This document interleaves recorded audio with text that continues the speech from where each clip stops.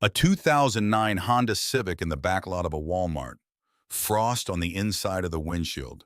A child's breath fogging the back seat glass.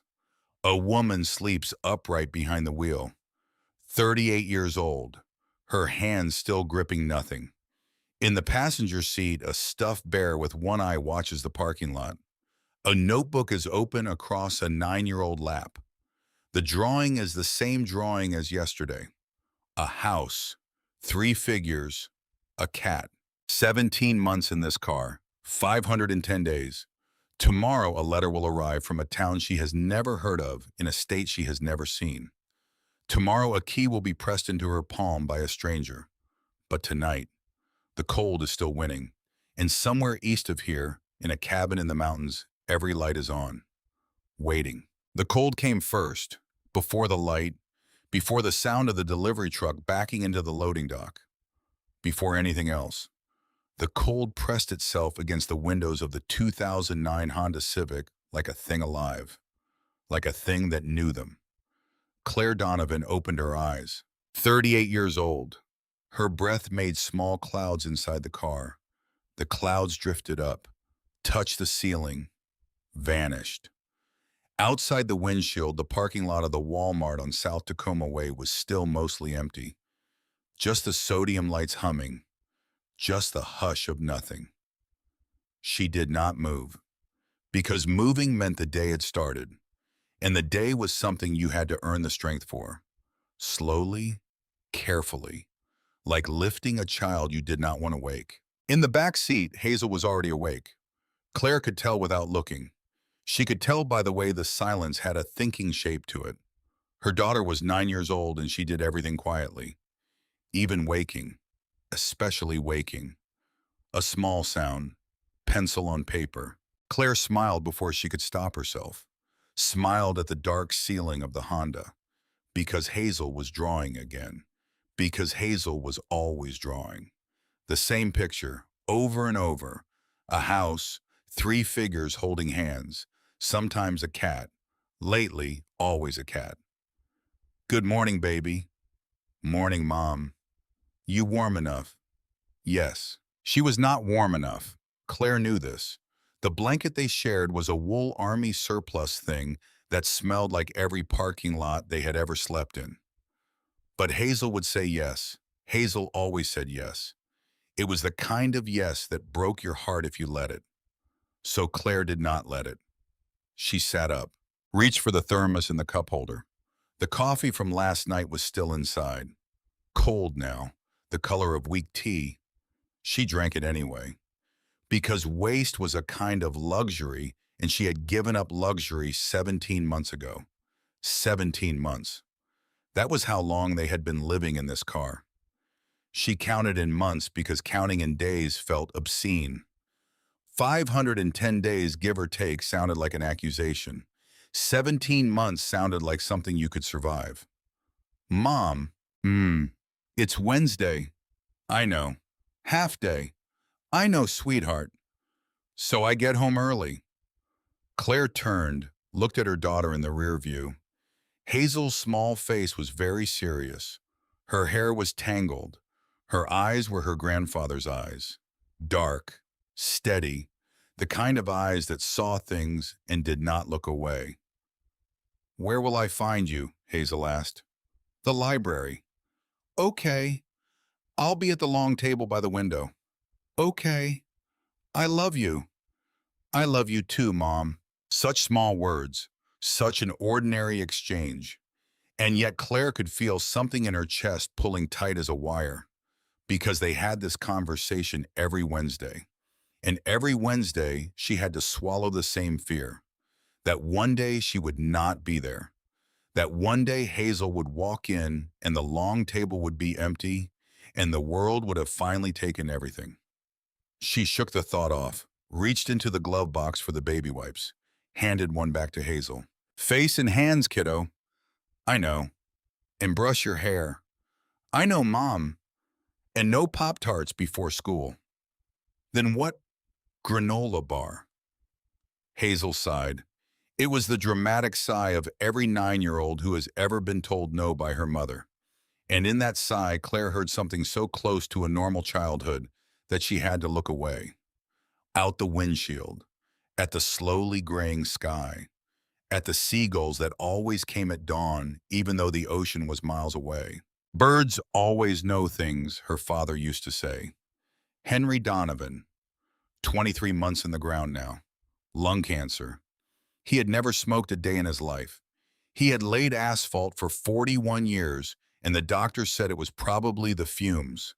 The asphalt had killed him slowly, and it had taken him in 11 weeks once they found it. 11 weeks from the first wrong x-ray to the last breath in the hospice bed in Spokane. He had held her hand at the end. He had said, "You are the strongest person I know, Claire." She had not believed him. She still did not believe him. But she remembered the way he said it, the way his voice cracked on her name, the way his fingers were already cool. And sometimes, on the worst nights, she held those words like a stone in her pocket and turned them over and over until they were smooth. "You are the strongest person I know." She did not feel strong. She felt like a woman who used to be a nurse, who used to have a small apartment in Hilltop with a window box of basil, who used to take her daughter to the Children's Museum on Saturdays. Who used to? Who used to? She finished the cold coffee, wiped her face, started the engine just long enough to defrost the windshield, because keys turning meant gas burning, and gas burning meant money. And money was something they no longer had in any meaningful way. The clock on the dashboard read 6:14. Time to move. She drove Hazel to the bus stop 3 blocks from the school. Not the school itself, never the school itself. Because the school had a teacher named Mrs. Brundage who had started asking questions.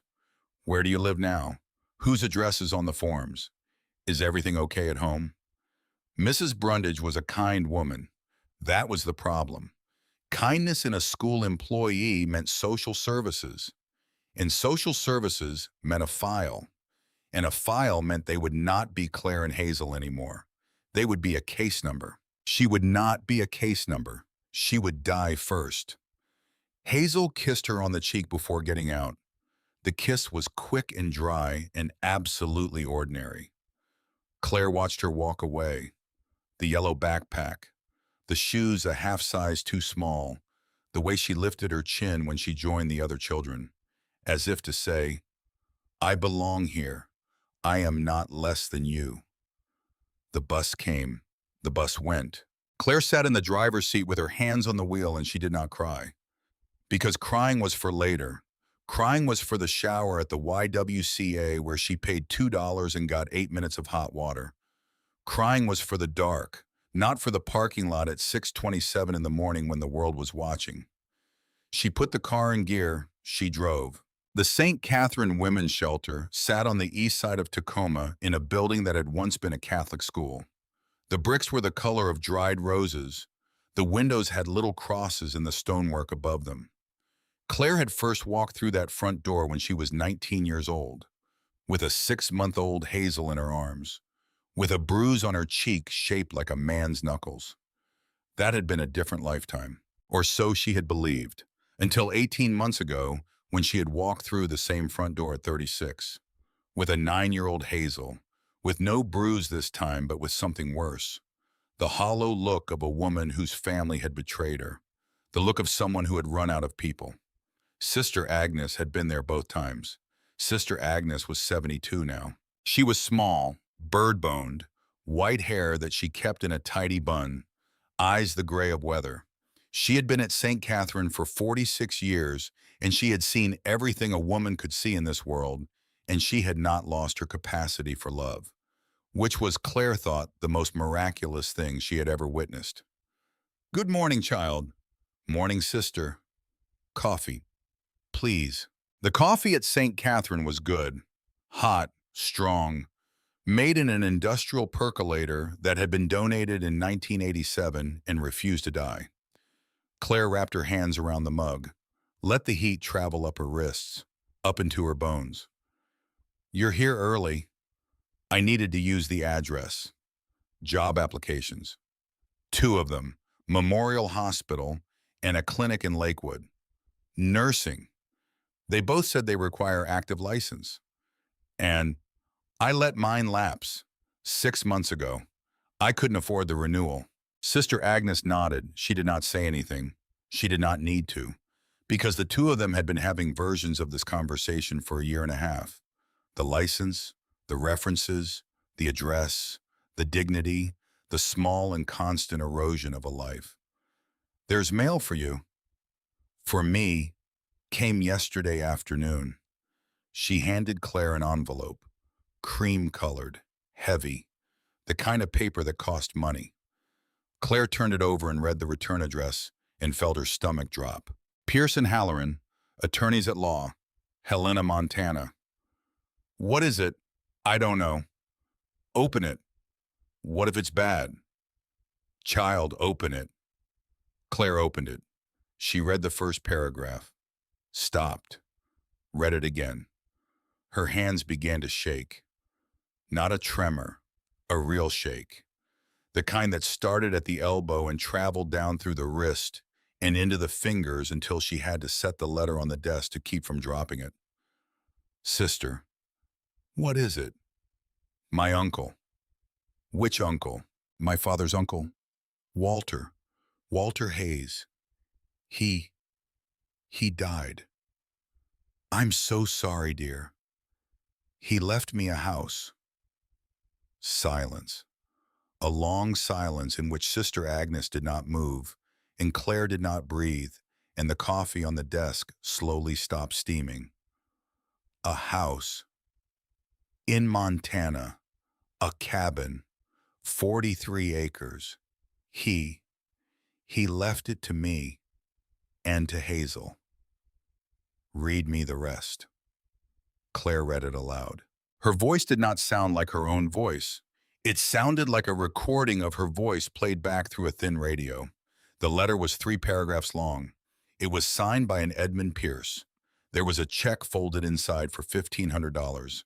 Travel expenses for her and her daughter, so that they could come and see the property. $1,500. She had not held $1,500 in one piece since her father's funeral. It might be nothing, Claire said. What might be nothing? The house, the land, it could be a shack. It could be falling down. He was an old man. He lived alone. It could be. Child, it could be. Stop. Sister Agnes reached across the desk and took her hand. The old woman's fingers were warm and dry and very strong. Claire looked down at the hand on hers, and she saw the liver spots. The ring she had worn since 1968. The fingernails clipped square. Some good things, Sister Agnes said, come very late. Claire did not speak. But they still come. Your job is to be brave enough to receive them. I don't remember him. That's all right. I met him twice. Once at my father's funeral. He stood at the back. He didn't talk to anyone. He saw you, child. How do you know? Because he left you a house. The bell over the front door rang. Some other woman coming in from some other parking lot with some other story. Sister Agnes squeezed her hand, let go, stood up, smoothed her skirt.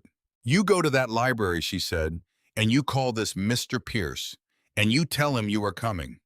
Sister? Yes. What if I can't do it? The old woman looked at her for a long time. You have done harder things than this. Then she walked away to greet the new woman at the door.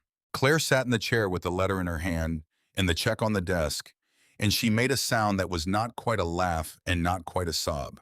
It came out of her body without permission. And after it was over, she sat very still. And she felt something that she had not felt in 17 months. She felt the smallest flicker of something dangerous. She felt hope. She used the payphone at the library. The library opened at 9 and she was there at 8:58. The payphone was outside next to the bike rack. It was one of the last working payphones in Tacoma. The receiver smelled like other people's mouths, but Claire did not have a cell phone anymore. The cell phone had been the second thing to go, after the apartment, before the car insurance. She dialed the number on the letterhead. Pearson Halloran, My name is Claire Donovan. I received a letter. Oh, yes, Ms. Donovan. Hold for Mr. Pierce, please. Hold music. Vivaldi. She had not heard Vivaldi in 17 months either. This is Edmund Pierce. Mr. Pierce, I'm Claire Donovan. Ms. Donovan, thank you for calling so quickly. His voice was older than she expected. Roughed by weather, slow, patient. He sounded like a man who had spent most of his life telling people things they did not want to hear and learning to do it gently. Yes, sir. You received the letter. Yes, sir, and the check. Good, good. Now, your Uncle Walter. I knew him for 31 years. He was a private man, but he was very specific about his wishes. The property is for you and your daughter, no one else. Do you understand? I think so. There will be people who will tell you otherwise. People who will come looking. Family, perhaps. Claire said nothing. Ms. Donovan, I'm here. Do you have family who might come looking? A small sound from the back of her throat, almost a laugh, almost not. Yes, sir. Then we should not waste time. Can you come to Helena? How soon? As soon as you can drive here. I have a daughter. She's in school. School can be transferred or completed when you arrive. Cedar Falls has a small school. Excellent, in fact. She closed her eyes, pressed the receiver against her forehead, felt the cool metal against her skin. Mr. Pierce? Yes. Is this real? Ms. Donovan, the deed is on my desk. The key is in my drawer. Your uncle paid the property tax through the year 2056. It is as real as anything I have ever handled in 51 years of practicing law. She breathed out. All right. All right. I'll come. Drive carefully. Mr. Pierce? Yes. Thank you. Don't thank me, Ms. Donovan. Thank your uncle. He waited a long time. She did not understand what he meant. Not then. She would understand later. She called her sister that evening. This was her mistake. She knew it was a mistake even as her fingers pressed the buttons on the payphone. She knew it the way you know a stove is hot, the way you know not to touch the burner. And yet there is a part of you that touches anyway, because you want to be wrong about the heat, because you want just once for the burner to be cool, for the family to be a family. Vivian picked up on the third ring. This is Vivian Donovan. Viv, it's me. A long pause. Claire. Yes. What do you want? Dad's uncle died, Uncle Walter, the one in Montana. Okay, and he left me a cabin. He left me 43 acres. The laughter was the worst part. It was not even cruel laughter. That was what shocked Claire. It was casual. It was the sound of a woman who was busy, who was being interrupted from something more important, who could not be bothered to even rise to the level of cruelty. Oh, Claire. What? He left you a shack. It's a cabin, Viv. It's on 43 acres. Where is it? Jefferson County, outside of Helena. Honey, that's nowhere. That's nothing. It's a house. It's an outhouse with a roof. Dad's uncle was a hermit. Viv, listen to me. Listen. Sign it over. What? Sign it over to Teddy. He has a real estate license. He can list it. We split the money 4 ways. 4 ways? Yes. Why 4? Claire. Why 4, Viv? Where's Marcus? Marcus doesn't need money. Where am I in the 4? You're in the 4. Of course you're in the 4.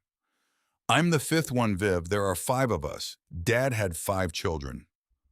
A sigh. The kind of sigh that has teeth in it. Vivian had been making this sigh at her since they were children. Since Claire was 6 and Vivian was 12. Since the day Claire had wanted to play with Vivian's friends and Vivian had decided forever that Claire would be small. Claire would be the dim one. Claire would be the one to be managed. Honey, you can barely manage your own car. You think you can manage a piece of property in Montana. It's mine, Viv. Be reasonable. It's mine. Honey, listen to your sister. You live in a parking lot. You let your nursing license expire. You are not in a position to. It's mine. He named me. Then he was confused. He was 89 years old. He was not confused. Claire, sweetheart, let the adults handle this. The adults. Claire stood at the payphone in the cold and she felt the word travel through her chest like a knife. Let the adults handle this. She was 38 years old. She had raised a daughter alone since the age of 19. She had worked 2 jobs and gotten through nursing school and put food on a table for a decade until everything collapsed. And to her sister, she was still 6, still small, still the one to be managed. There were footsteps behind her. She turned. Hazel was standing 6 feet away, backpack on one shoulder, hair in a crooked ponytail. Her face was very white. Her eyes were very dark. She had heard everything, or enough. Claire's stomach dropped. Honey, is that Aunt Vivian? Hazel, is it? Through the receiver, Vivian's voice distant and impatient. Claire, are you there? Who are you talking to? Hazel walked forward. She held out her hand. Claire looked at her daughter's hand and then at her daughter's face, and she did something she would think about later. For years. She handed her daughter the receiver. Hello. Who is this? This is Hazel. Oh, for God's sake, My name is Hazel Donovan and I am 9 years old and I want to say something. A laugh. Vivian's laugh. The one that meant she was about to be cruel because she was uncomfortable. Honey, put your mother back on. This isn't. You are wrong. Excuse me. You are wrong. My mother is not weak. You are the weak one. You took the money from Grandpa. You promised to pay it back. You did not pay it back. My mother slept in a car. I slept in a car for 510 days. Hazel, sweetheart. Do not call me sweetheart. Silence, a new silence. Not the silence of waiting. The silence of a woman who has just been spoken to in a way she has not been spoken to in many years, possibly ever. My mother is going to Montana. We are going to Montana. The cabin is ours. Uncle Walter gave it to us. Not to you. He gave it to us because he saw us, because he saw her. You don't know what you're... Goodbye, Aunt Vivian. Hazel hung up the phone. She set the receiver in its cradle with both hands, carefully, like she was setting a bird in a nest. And then she stood very still on the sidewalk outside the Tacoma Public Library, and her shoulders began to shake. Claire dropped to her knees, right there on the wet concrete. She did not care about her pants. She did not care about anything. She pulled her daughter into her chest, and Hazel made a small sound, the sound of 9 years coming out in one breath, and she said into Claire's shoulder, very small, very quietly, I'm sorry, Mom. Don't be sorry. I shouldn't have. Hazel, look at me. The girl looked up. Don't ever be sorry for telling the truth to a person who needed to hear it. Do you understand me? Yes. Say it back. I won't be sorry for telling the truth. Good girl. Good, good girl. They stayed there for a long time. The library opened. Patrons stepped around them politely. Nobody said anything. Tacoma was the kind of city where you minded your own business, especially when the business was a mother on the wet concrete with her daughter, and you could see even from a distance that something important was happening. When they finally stood up, Claire could see that Hazel's face was different, older. Not in a bad way, not in the way that a hard life makes children old too fast, in a different way.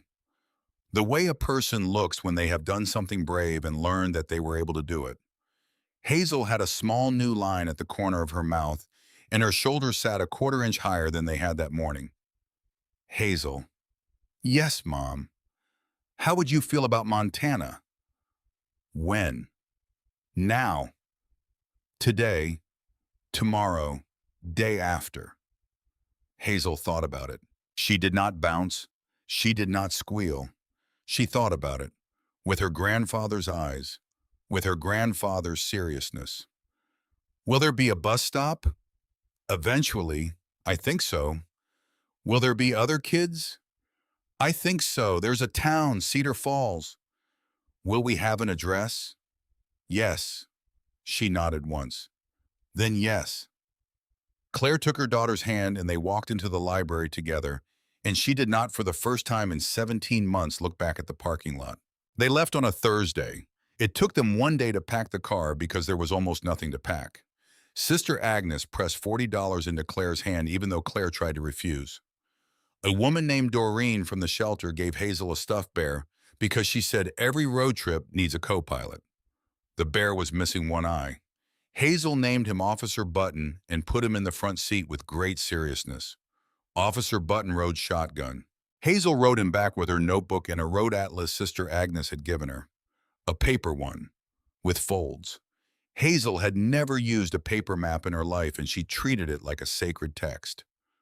Mom. Yes. We take I-90 east. Yes. For about 800 miles. Yes. Are we going to drive 800 miles today? No, baby. We'll go as far as we can. Then we'll stop. Then we'll keep going. Where will we stop? A rest area or a truck stop. Somewhere with bathrooms. Okay. She wrote it down in her notebook, as if making a record, as if someday someone might ask her about this trip, and she wanted to have her facts straight. They drove east. Claire watched Tacoma get smaller in the rear view. The water, the mountains in the distance, the gray sky that she had stopped seeing because she had been inside of it for so long. Then the city was gone, and they were among the trees of the Cascades. The road climbing, the Honda struggling, the needle on the temperature gauge climbing higher than she liked. Hazel pressed her face to the window. Mom. Yes. Everything is very big. It is. Is Montana bigger than this? Much bigger. How will we know when we get there? There will be a sign. What if we miss the sign? We won't miss the sign. She did not miss the sign. Hazel saw it first, 3 days later, after 2 nights in rest areas that smelled like diesel, after 1,000 peanut butter sandwiches, after Officer Button had ridden in 3 different positions and Hazel had drawn 17 new houses in her notebook. The sign was simple, blue, 3 words. Welcome to Montana. Hazel made a sound, a small sound, halfway between a gasp and a prayer. Mom, I see it. We did it. We did, baby. We are in Montana. We are. Hazel was quiet for a long time after that. Claire glanced in the rear view now and then to make sure she was all right. Each time Hazel was looking out the window. The sky was bigger here. That was the only word for it. The land just kept going. The mountains rose in the distance and seemed to keep their distance no matter how far you drove, like they were ahead of you, forever. It was late afternoon when they reached Helena. Helena was not what Claire expected. She had expected a town. What she found was a small city in a valley with mountains all around it like cupped hands. The streets were clean. The buildings were old. There was a gold dome capitol and a brick downtown and an Albertsons and a Walmart and a hospital and 3 coffee shops on the same block. People walked at a different pace than Tacoma. Slower. Like they had decided that hurry was a thing other people did. Pierce and Halloran was on Last Chance Gulch. The street was named that because gold had been found there in 1864, and the men who found it had been on their last attempt, their last chance. Claire would learn that later. For now, she just parked the Honda in front of the brick building and turned off the engine and sat for a moment with her hands on the wheel. Mom, yes. I'm scared. Me too. What if he was wrong? Who? Mr. Pierce, what if the letter was a mistake? Claire turned around in her seat, looked at her daughter. Hazel was holding Officer Button against her chest. Then we will turn around and we will drive home. Where is home, Mom? She did not have an answer for that. She did not need one. Because Hazel said, let's go find out. And they got out of the car. Edmund Pierce was 74 years old. He was tall, he stooped a little. His hair was white and combed straight back from a high forehead. He wore a tan corduroy jacket with patches on the elbows and a string tie with a piece of turquoise the size of a thumbnail. His office smelled like old paper and saddle leather. There were no diplomas on the wall. There was a framed photograph of him as a younger man on a horse. There was an oil painting of a river. There was a chair behind a desk so old it might have belonged to Lewis or Clark. He stood up when Claire and Hazel walked in. He walked around the desk. He held out his hand to Claire first.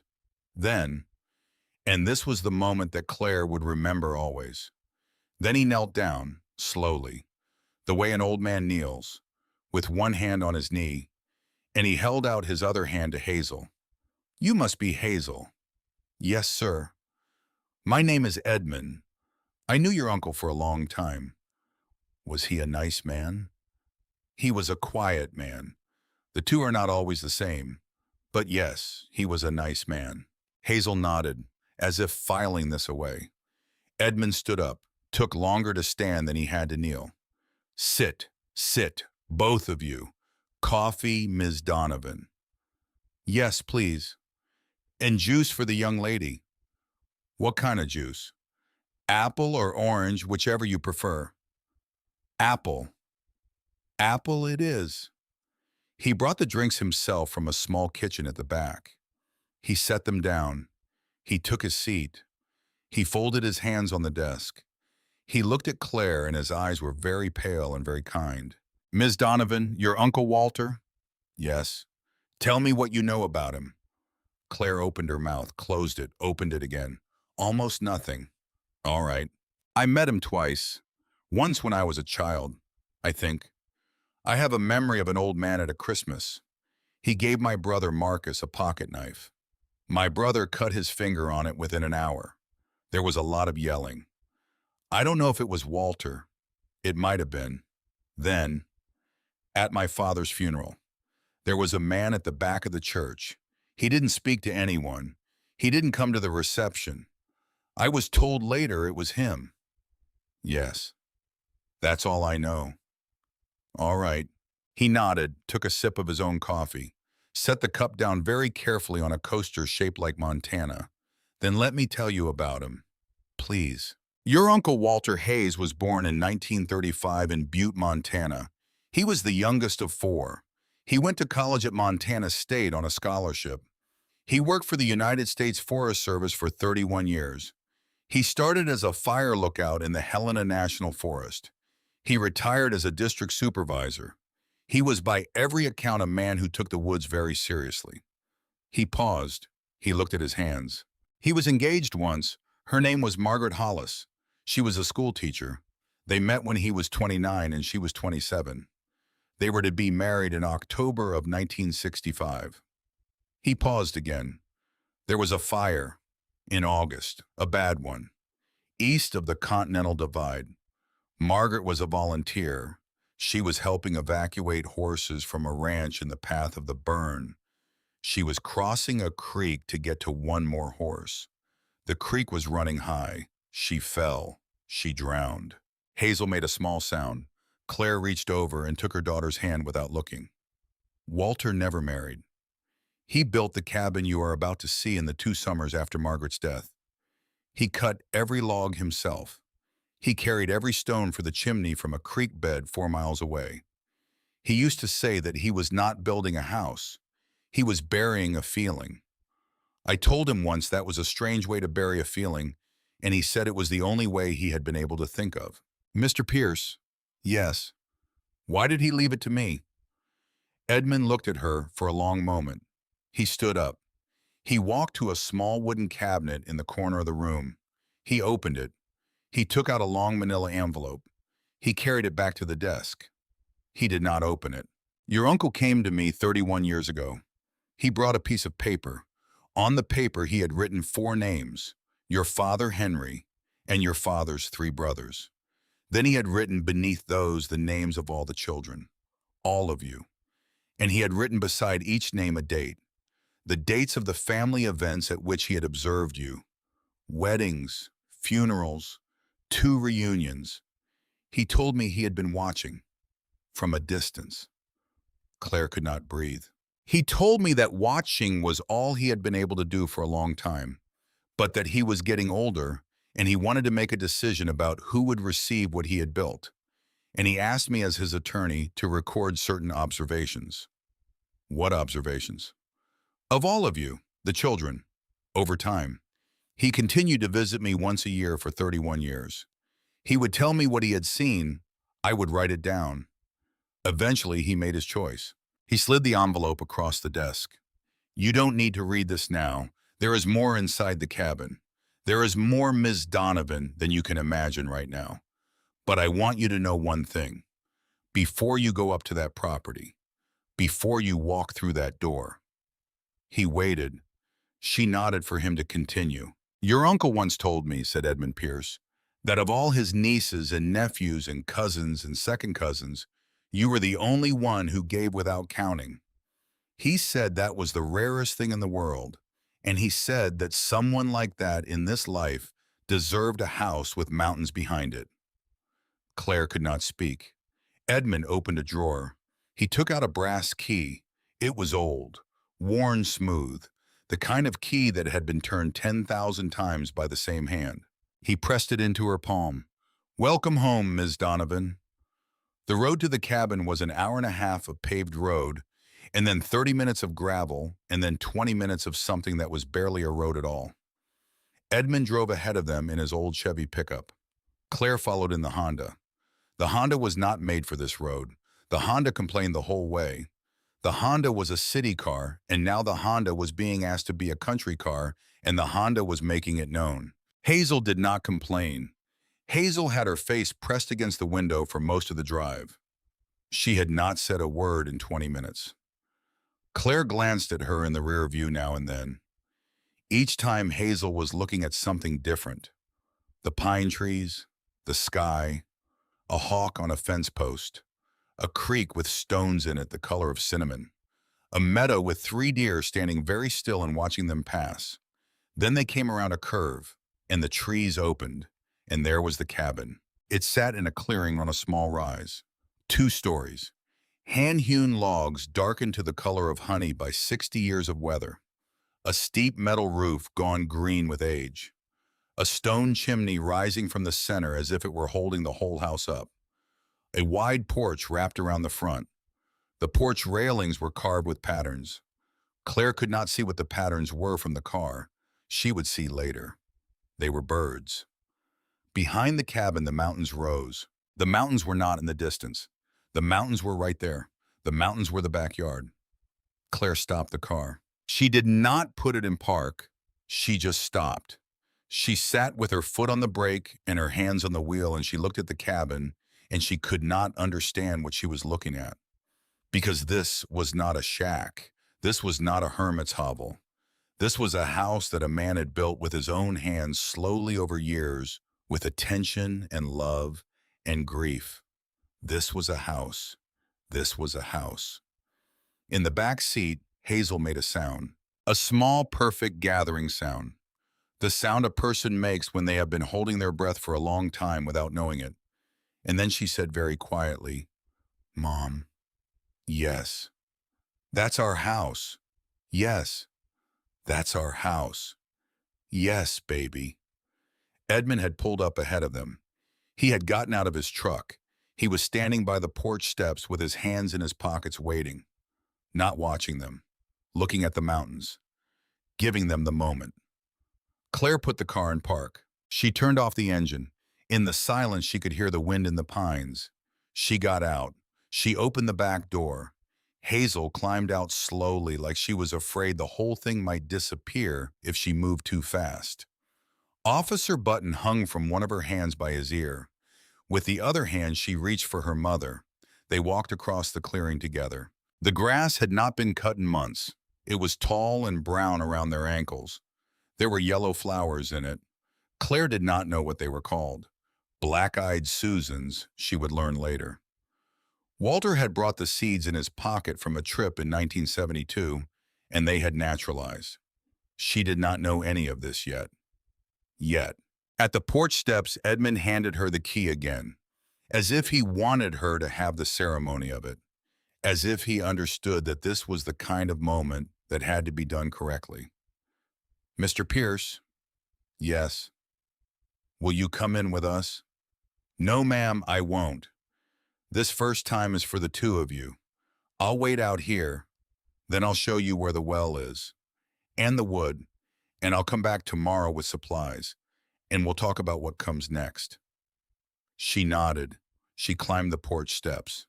The boards were thick and solid. They did not creak.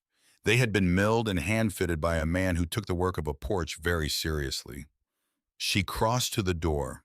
The door was made of 3 vertical planks of cedar banded with black iron. There was a brass plate around the keyhole. The brass was the same age as the key. She fit the key into the lock. She turned it. The lock did not stick. It opened the way a good lock opens, with a small click that was almost a word. Claire pushed the door. The door swung inward without a sound. Warm air came out. Not warm because there was a fire. Warm because the cabin had spent the morning in the sun and the logs had held the heat. The smell that came out was the smell of wood smoke long ago, and pine sap, and old books, and something underneath all of those that Claire did not have a name for. Peace, maybe. The smell of a place where peace had lived a very long time. Hazel went in first. Claire led her. Her daughter took 3 steps inside, stopped, turned slowly in a circle in the middle of the main room, looked at the stone fireplace that rose 2 stories, looked at the bookshelves built into every wall, looked at the kitchen with its iron stove and its hand pump at the sink, looked at the staircase that wound up to the loft, looked at the windows that faced the mountains, the windows that were big and clean and let in the light like the cabin had been built specifically to let in this light. This light. This particular Montana late afternoon light. She looked at all of it. Then she looked at her mother in the doorway. Her face was wet and she did not seem to know it. "Mom." "Yes, baby. We have a home." Claire put one hand on the door frame to keep herself standing. "Yes," she said. "We have a home." And outside on the porch, Edmund Pierce took off his hat and held it against his chest and looked at the mountains. And up on the small hill behind the cabin, a magpie called twice and then went silent. And somewhere in the high meadows, the elk were beginning to move toward water. And somewhere in another country, in another time, a man named Walter Hayes had laid down the last log of this house 60 years ago and had stood up and had put his hand on the wood and had said to no one in particular, "I'll keep it ready." He had kept it ready, and now they were here. The first morning in the cabin, Claire did not know where she was. She opened her eyes. White ceiling, pine planks, a square of yellow light moving slowly across them. She thought for one heartbeat that she was in a motel. Then she thought she was in a hospital. Then she remembered Montana, the cabin, theirs. She lay very still, because moving might break it, because the last 17 months had taught her that the body could go to bed in one place and wake up in another, and not in a good way. And you had to be careful with mornings. You had to test them. You had to lie there and feel for the shape of the day. She felt it. The day had a shape like a bowl, empty, waiting to be filled. She listened. There were no engines. There were no voices. There were no carts being pushed across asphalt. There was a bird, then another bird, then a long silence in which she could hear faintly water running somewhere. The creek behind the house, the little creek that Edmund had pointed out to her yesterday before he left, the creek that gave the property its water. She rolled onto her side, looked out the window. The mountains were still there. She had half expected them to be gone. Hazel was already up. Claire could hear her downstairs, small feet on pine floorboards, the clink of something against something, the murmur of a voice talking to a stuffed bear. Claire smiled into the pillow. Then she pushed herself up, found her sweater on the floor where she had dropped it, pulled it over her head, tied her hair back with the rubber band she had been using for 2 days because all her hair ties were in a box somewhere in the back of the Honda. She came down the stairs slowly because the stairs were old, because she did not want to surprise her daughter, because she wanted to see for one more moment what 9 years old looked like in a kitchen of her own. Hazel was standing at the iron stove. She was wearing Walter's flannel shirt over her pajamas. The flannel hung past her knees. The sleeves she had rolled up 6 times. She had pulled a chair to the stove, and she was poking at something in a pan with a wooden spoon. Officer Button sat on the counter in a place of honor. Officer Button was supervising. "Hi, Mom. Hi, baby. I'm making eggs. Are you?" There were eggs in the cooler that the lawyer man brought. There were 3. Where did you find a pan? Hanging on the wall. Where did you find a spoon?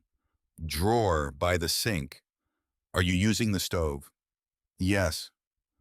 Claire took a breath. She let it out slowly. Hazel. Yes. Did you start the fire in the stove? Yes. How? With the matches. There were matches in the tin on the shelf, and I used the kindling from the box. And I made it small first like you taught me with the camping stove, and then I made it bigger. You made it bigger. Just a little bigger. To cook the eggs. Claire did not know whether to laugh or cry. She did both. She walked across the kitchen and she put her arms around her daughter from behind. She kissed the top of Hazel's head. The hair smelled like wood smoke and pine sap already. Already. After one night. You scrambled the eggs. Yes. Without me. You were sleeping. You never sleep, Mom. I never sleep. Now you can sleep. Claire put her face into her daughter's hair, and she did not say anything for a long time. The first week was strange. It was strange because nothing happened. That was the strangeness. Claire's body had been calibrated for 17 months to the constant low hum of disaster. The sound of a security guard's flashlight tapping on glass. The sound of a parking lot speaker calling for backup. The sound of a child coughing in cold air. Her body had learned to live inside that hum the way other bodies learn to live inside a city. Now the hum was gone. And without the hum, her body did not know what to do. She woke at 4 in the morning the first 3 nights. Bolt upright, heart slamming, looking for the threat, listening. There was no threat.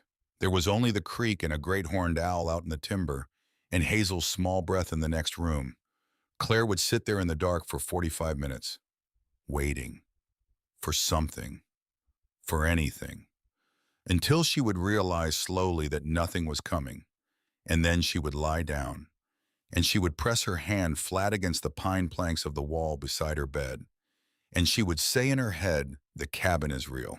The cabin is real," until she fell back asleep. Hazel had no such trouble. Hazel slept like she was making up for 9 years of half-sleeping. She slept 12 hours a night. She woke at 7. She ate. She went outside. She named the trees. She named the squirrels. She named a black and white bird that she saw on the fence post and that Edmund would later tell her was a magpie. She named the magpie Captain Bartholomew. Captain Bartholomew came back every morning. Hazel began leaving him a peanut on the porch railing. He took it. She wrote about it in her notebook. On the 4th morning, Hazel came in from outside with her cheeks very red and her eyes very bright, and she said, "Mom, there is a lady." "What lady?" "A lady on a horse coming down the road." Claire was at the sink trying to get the hand pump to give her water that did not taste like iron. She straightened up, wiped her hands on a dish towel, looked out the kitchen window. There was a lady on a horse coming down the road.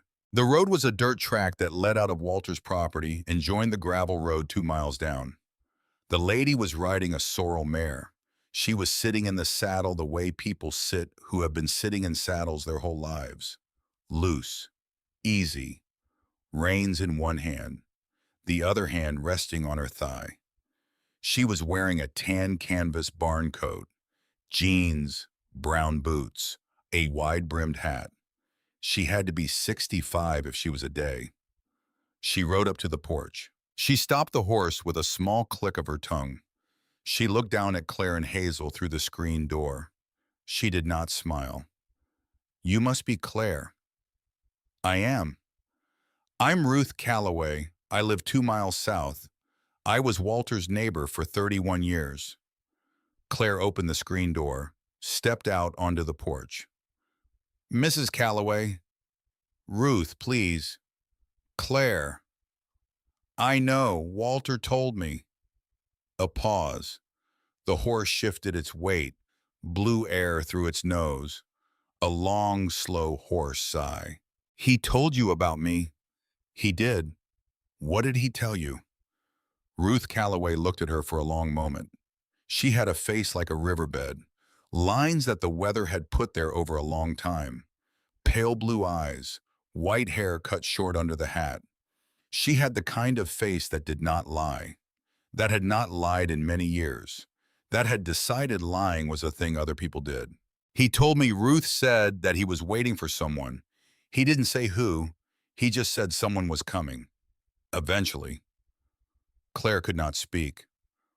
"I brought you bread," Ruth said. She reached behind her into a saddlebag, pulled out a loaf wrapped in a checkered cloth, leaned down, handed it across the railing. "And a cat." "A what?" "A cat. Hold on." She reached into the other saddlebag and pulled out a kitten. A tabby kitten, about 6 weeks old, striped, sleepy. The kitten blinked at the morning and yawned without any particular opinion of being yawned at. Ruth handed the kitten down to Hazel. "My barn cat had 5. I have homes for 3. This one is yours if your mother says yes." Hazel did not speak. Hazel took the kitten with both hands. She held it against her chest. She looked up at her mother, and her eyes were the eyes of every child who has ever needed something to live. And Claire knew in that instant that there had never really been a question. "What's his name?" Claire said. "Hers," said Ruth. "Hers." Hazel looked down at the kitten. The kitten looked up at Hazel. The kitten yawned again. "Pancake," Hazel said. "Pancake," said Ruth, "because she's stripy like a pancake, like the kind with bacon on top." "That'll do," said Ruth. She tipped her hat. She turned the horse. She started back down the road, and then she paused and she looked back over her shoulder. "I'll come Sunday, with coffee, and we'll talk." "Yes, ma'am." "Ruth. Ruth." She rode away. Claire stood on the porch with a loaf of bread in her hands and her daughter holding a kitten, and she watched the woman on the sorrel mare get smaller and smaller down the dirt road. And she thought, this is real. This is real. This is real. Pancake the kitten lived in Hazel's flannel shirt for the next 2 days. Then she lived everywhere. Ruth came on Sunday. She came in a Ford pickup older than the cabin. She brought a thermos of coffee. She brought a coffee cake. She brought for Hazel a book about Montana birds. She sat on the porch with Claire and they drank coffee, and they did not talk for the first 15 minutes. They just sat and drank and watched the wind move through the pines. Then Ruth said, "Tell me about your daughter's name." "Hazel." "Hazel, where does it come from?" "It was my grandmother's name, my father's mother. She died when I was small. But she used to make me a kind of butter cookie with a thumbprint of jam in the middle. I don't know why I remember that, but I do. And when I had a baby and I was 19 and I had nothing and I had run from a man who had hit me, I needed a name that meant something. And I thought about those cookies, and I thought about my grandmother, and I named her Hazel." Ruth nodded. She did not say anything for a long time. Then she said, "Tell me about Walter." "You knew him." "I knew him, but I want to know what you know about him." So Claire told her. About the funeral, about the man at the back of the church, about Edmund Pierce, about the 31 years of observation, about being chosen. Ruth listened. When Claire was done, Ruth set her coffee cup on the porch railing, and she folded her hands in her lap and she said, I have something to tell you. Not yet, not today, but soon. Walter left some things in the cabin. He told me once that you would find them. He said it like he was sure, like the way a man speaks who has already seen a thing he is talking about. I don't know what those things are, but you will find them. And when you find them, I want you to come and tell me, and we will talk about it together. All right, all right, all right. Ruth left at noon. Claire stood on the porch and watched the truck go, and she thought about what Ruth had said. Walter left some things in the cabin. He told me once that you would find them. She thought about it that afternoon. She thought about it that evening. She did not think about it on Monday because on Monday, she had to drive Hazel down to Cedar Falls to enroll her in the school. Cedar Falls was a town of 312 people. The school had one building, pre-K through 8th grade. The teacher who would be Hazel's teacher was named Mrs. Annalise Pratt. Mrs. Pratt was 34 years old. She had grown up in Cedar Falls. She had gone to college in Bozeman. She had come back. Her hair was the color of new corn. She wore wire-rimmed glasses. She asked Hazel 3 questions about books, and on the 3rd question, Hazel said, I like Charlotte's Web, but I think Wilbur is kind of dumb. And Mrs. Pratt laughed and said, wait until you read the second half. He gets less dumb.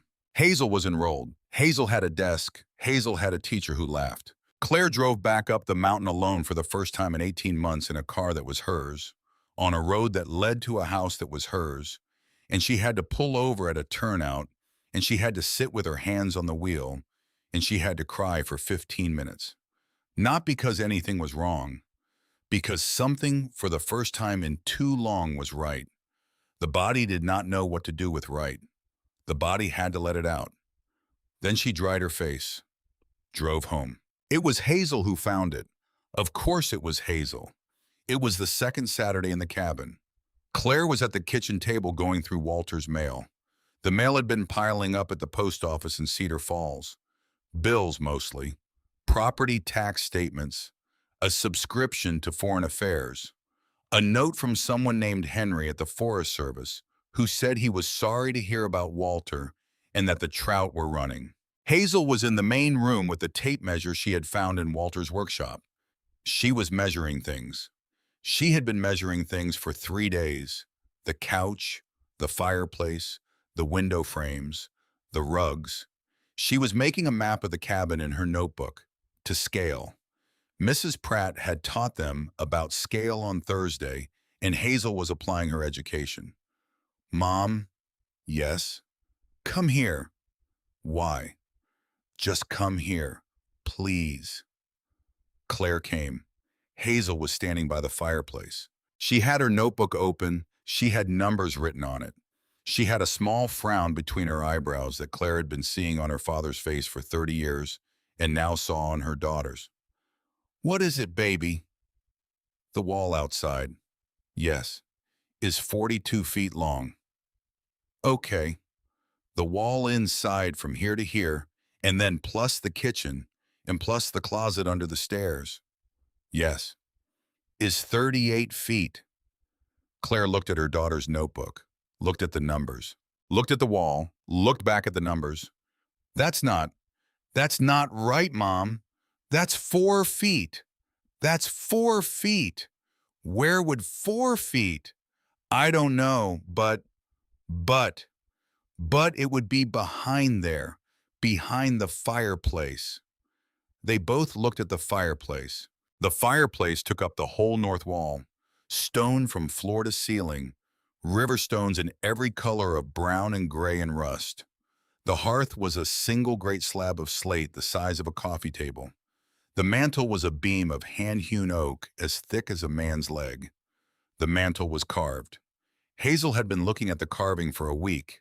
The carving was birds. Dozens of birds, maybe 50, hawks and owls and finches, a heron at one end, a pelican at the other, which was strange because there were no pelicans in Montana. There were eagles, there were ravens, there were swallows in flight, And in the lower right corner of the mantel, almost hidden, there was a small wren. The wren was smaller than the other birds. Not by much, just a little. And the wood around the wren was darker than the wood around the other birds. Darker, smoother, the way wood gets when it has been touched 1,000 times by the same finger. Hazel had noticed this on day 3. She had not said anything, because some part of her had wanted to be the one to find it. Now she pointed. "Mom, look at this bird." Claire looked. She saw what her daughter saw. She pressed her finger against the wren. The wren depressed, about 1/4 of an inch, with a small, almost mechanical click that they felt more than heard. Somewhere behind the fireplace something moved, stone on stone. A long, slow grinding, the sound of weight shifting on a counterweight that had not been used in years. Claire grabbed her daughter by the arm and pulled her backward 2 steps. Just in time. Because the slate hearth, the great slab of slate that they had walked across every day for 2 weeks, lifted, not flipped, not flew, lifted, hinged, tilted up on a pivot they could not see, maybe 4 inches at first, then 6, then a foot. Then it rose up and back on some old cunning mechanism until it stood almost vertical against the stone of the fireplace. And underneath it, where the floor had been, where the hearth had been, was a set of stone stairs descending into the dark. Claire stopped breathing. She put one hand on Hazel's shoulder, held her there. "Don't move." "I'm not." "I mean it. I'm not moving, Mom." Claire walked carefully to the edge of the opening. Looked down. The stairs went down a long way, 12, maybe 14 steps, carved out of the bedrock itself. They were not new. They had been cut by hand, probably by Walter decades ago. The air that came up from the opening was cool, dry. It smelled like paper and like old wood and like the inside of a library on a winter morning. Claire turned, looked at her daughter. Hazel's eyes were enormous. "Mom, I know. Was Walter?" "I don't know. A spy?" "I don't think so, baby." "Then what?" "I don't know." Claire stood at the edge of the opening for a full minute. She did not know what to do. There were 2 parts of her. The mother part, which said close it. Close it now. Take your daughter out of this house and call Edmund Pierce. And the other part.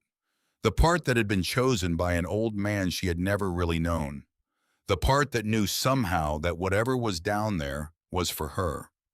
Was the reason. Was the answer. She turned, walked to the kitchen, took the long flashlight off the hook by the door, tested it. The beam was strong. Walter kept his batteries fresh. Walter kept everything ready. She came back. She knelt by the opening. "Hazel." "Yes." "I'm going to go down first." "I'm coming with you." "Hazel." "I'm coming with you." She looked at her daughter.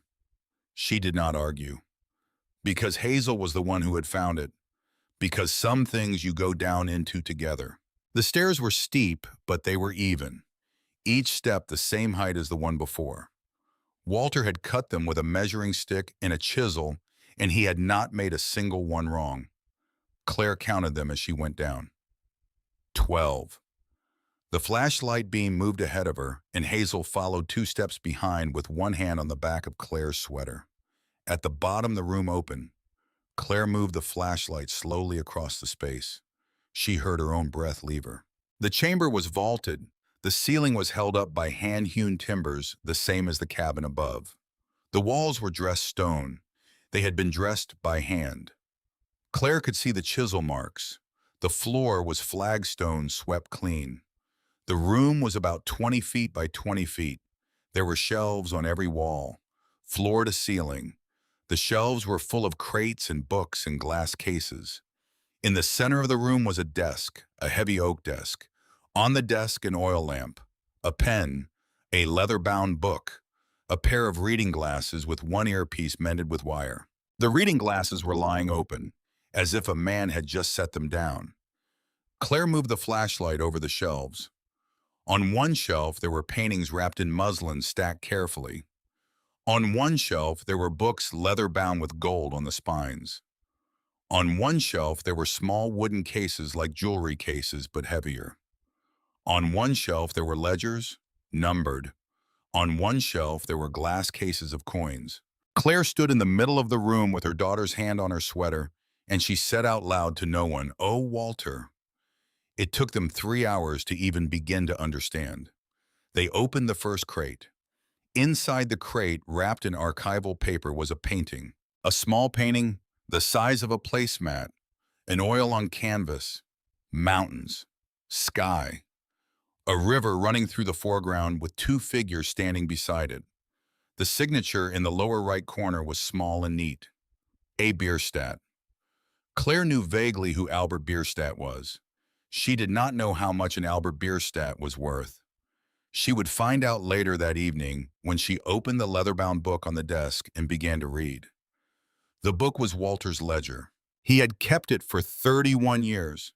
Every item in the room, every painting, every book, every coin, every share of stock, date acquired, price paid, provenance, estimated current value, updated in pencil almost annually. The Bierstadt had been bought at an estate sale in Helena in 1976. Walter had paid $600 for it. The most recent estimate, dated 4 years ago, valued it at $300,000. She turned the page. A first edition of Hemingway's A Farewell to Arms, bought in 1981 at a junk shop in Butte for $45. Current estimate, $28,000. She turned the page. 20 Roman coins, bought across 6 years in the 80s and 90s. Combined estimate, $58,000. She turned the page. She turned the page. She turned the page. Stock certificates. Apple Computer purchased in 1981. Microsoft purchased in 1986. IBM purchased earlier. Berkshire Hathaway. Coca-Cola. All held, all compounded, all reinvested dividends. The last page of the stock register was dated 4 years ago. The number at the bottom of the page made Claire close the book, made her sit down on the stone floor, made her put her head between her knees. Hazel knelt beside her. "Mom?" "Yes." "What is it, Mom?" "It's a lot of money, baby." "How much?" "A lot." "How much, Mom?" "Don't worry about it right now." "Mom?" "It's $38 million, baby. It's about $38 million. Hazel did not say anything. She was 9. She did not really know what 38 million meant, but she could see her mother's hands shaking, and she could see her mother's face, and she did the only thing that she could think to do, which was to put her small arms around her mother's neck and rest her cheek against her mother's hair, and to say, "It's okay, Mom, it's okay, it's okay. He wanted you to have it." Claire put her face into her daughter's shoulder, and she made a sound. Not a sob, not a laugh. Something else. Something that came from deeper than either. Then she lifted her head, because there was a second book on the desk. Smaller, soft leather, the kind of book a man keeps in his coat pocket. She had not noticed it the first time. She picked it up, she opened it. The first page said, "Private for Claire." She read it, she read the whole thing.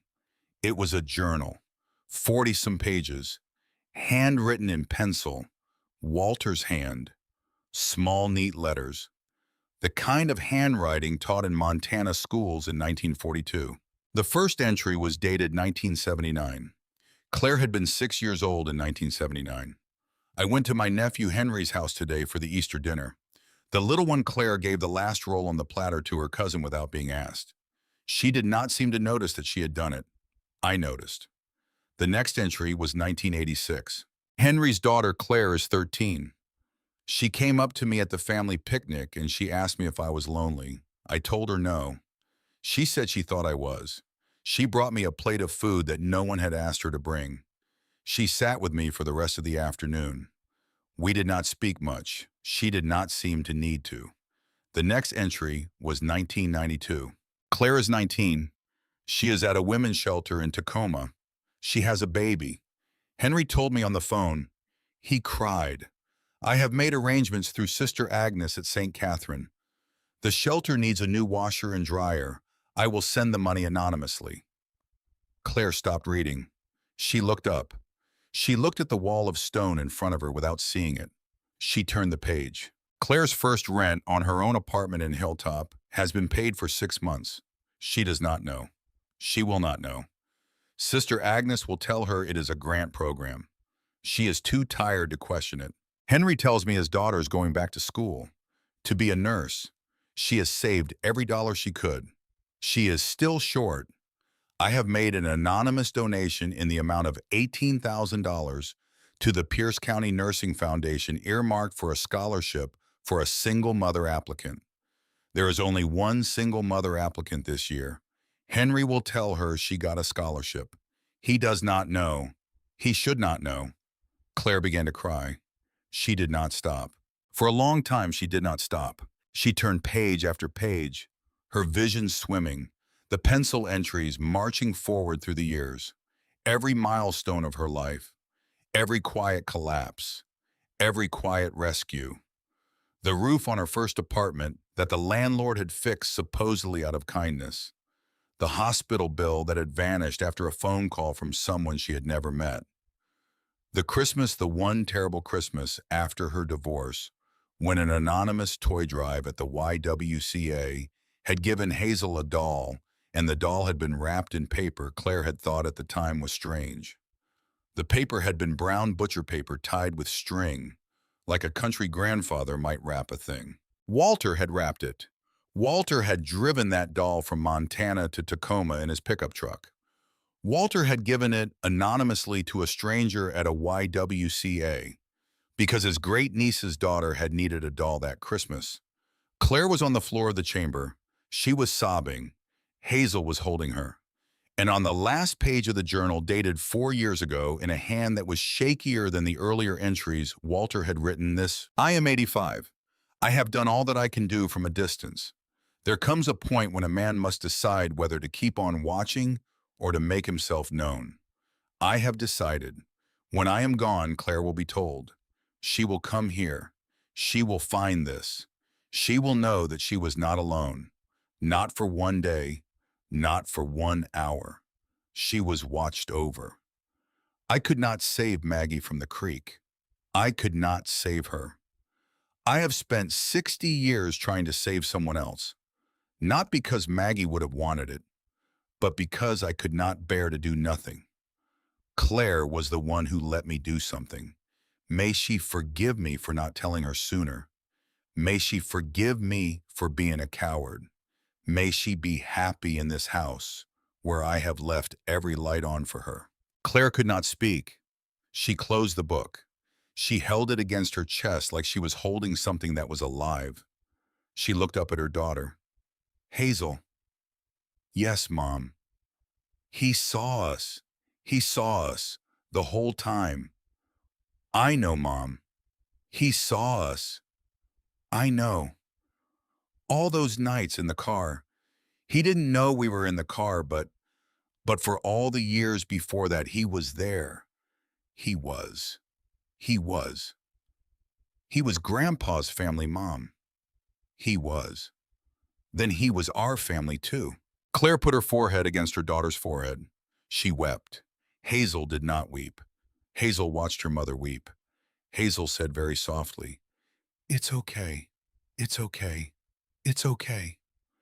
That night, Claire called Ruth. Ruth answered on the second ring. Ruth. Claire. We found it. A pause, a long, careful pause. I'll be over in 15 minutes. Ruth came. She sat at the table. Claire poured her coffee. Claire pushed the journal across the table. Ruth read it. She did not say anything while she read. She read for 40 minutes. She turned the pages slowly. Once she put one finger against the corner of her right eye and held it there. Once she made a small sound more like a hum than a sob that Claire understood was the sound of a 68-year-old woman not letting herself break. When Ruth was finished, she closed the book very gently. She set it back on the table. She looked at Claire. He waited for you, Ruth said. I know. He told me once that he had not been able to save someone. He never told me her name. He said he had spent the rest of his life trying to make up for it. I thought he meant volunteer work. He gave to everything, the fire department, the library, the school. He never put his name on anything. He gave anonymously, always. I know.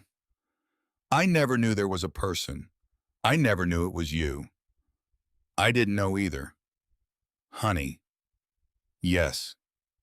Listen to me. You listen to me right now. Ruth reached across the table and took Claire's hands. Ruth's hands were large for a woman her size.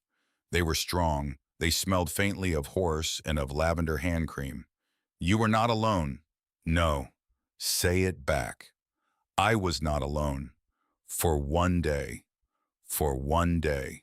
You were watched over, like a small light, by a man who could not have a wife and could not have children, and decided to spend his whole life making sure that one little girl, that one young woman, that one tired mother in a parking lot would always have a roof somewhere waiting for her, even if it took 60 years. Ruth? Yes. How do you what? How do I live with that?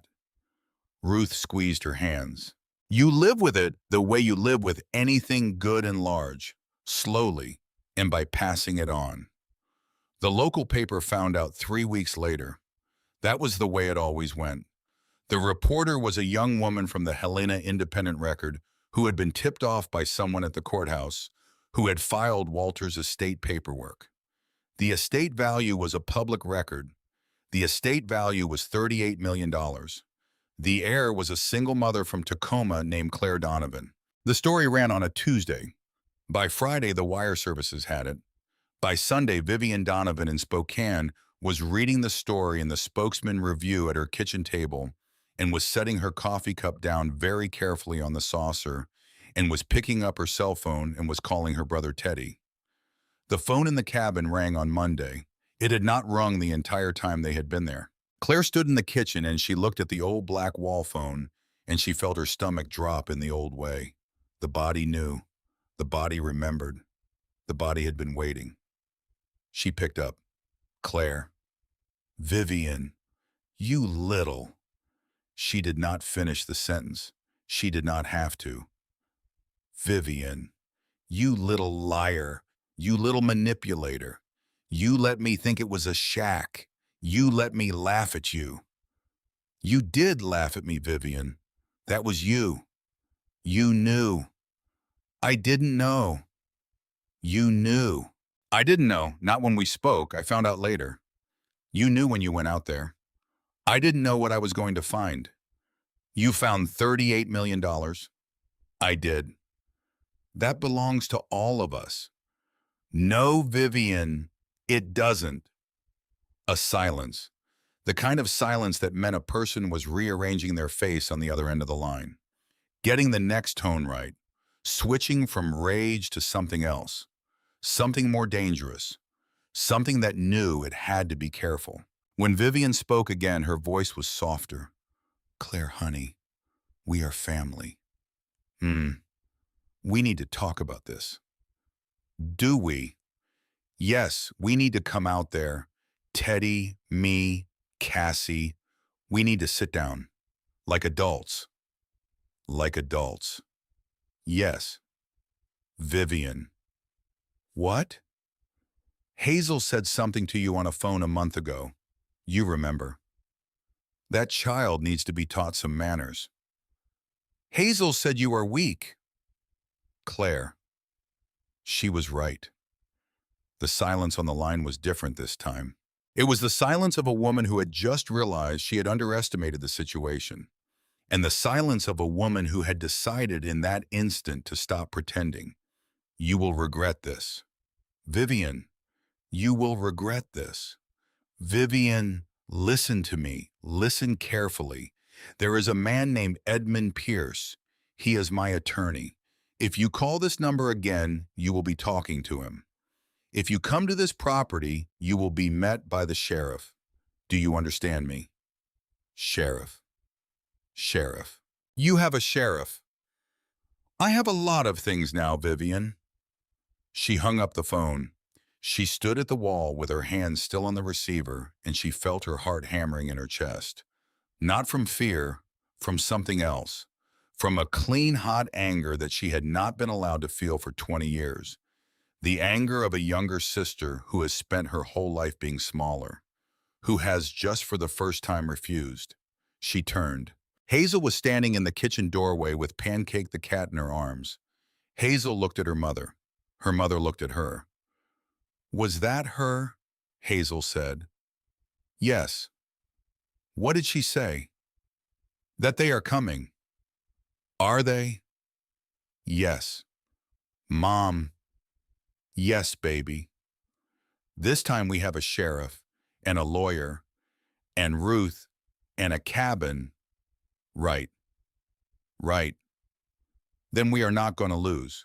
Claire walked to her daughter. She knelt down on the kitchen floor in the late October light coming in through the window. She put her arms around her daughter and Pancake the cat and the flannel shirt and the small, steady heart inside all of it.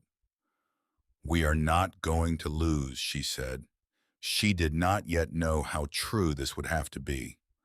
Marcus called at 2 in the morning.